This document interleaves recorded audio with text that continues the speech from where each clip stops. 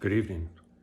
This video is for parents of children under the age of 3, including infants and toddlers. The purpose of this talk is about the concepts of investment and mental assets. Many people are or have heard of the adage of invest early and invest as much as you can. This is often used for retirement portfolios or for adults that are new to the workforce to encourage them to invest in an employer-sponsored retirement plan. The advice is good if you know what you're doing. Most people think of investments in terms of financial assets, although it more appropriately is in the realm of anything that we put our time into. So you could have an investment in learning to play the piano or gardening or a hobby or anything else. Another investment that parents make is in the mental development of their children. Children are the best investment, I think. And one of the things that's going to help both you and them is if you approach your time as a parent with the viewpoint of making the most of the investment of your time and theirs. So for that purpose, if we think of mental assets, these would be assets that you give to your children in the area of experiences, memories, and vocabulary. The concepts that we get to use and transfer between us when we're communicating require that we have an inventory or a library of concepts so that when communicating to get what we want, the other person will also have these concepts or vocabulary words so that communication is possible. Children have a much lower inventory or library of concepts than adults, so the communication is much more limited. And so one of the greatest assets or classes of assets that we can give our kids is to help them develop their vocabulary.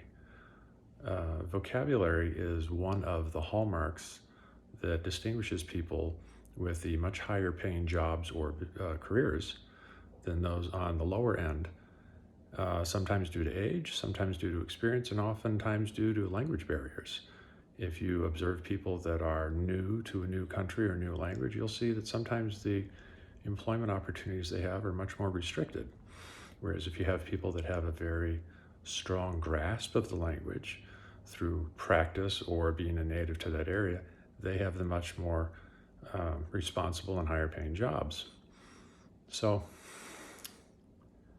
the way that we can help our children the most in a very positive way is to actively develop and give them our mental assets.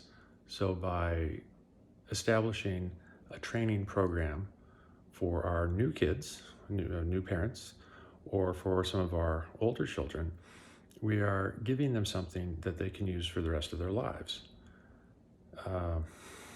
One of the great benefits of these mental assets is that they don't wear out, you don't lose them, you don't misplace them, and they can also build over time. A lot of people don't take full advantage of the mental assets that they already have. It requires upkeep. It requires a little bit of trying to add and build your vocabulary over time. But one of the values that you get from this is that in communicating to other people to get what you want, or as a parent, communicating to your child so that they can communicate back with you to get what they want and need, it sets up a system from parent to child where they get to expand the investment of experiences and memories. And so from one year to the next, these mental investments will compound and allow them to learn more and to remember more.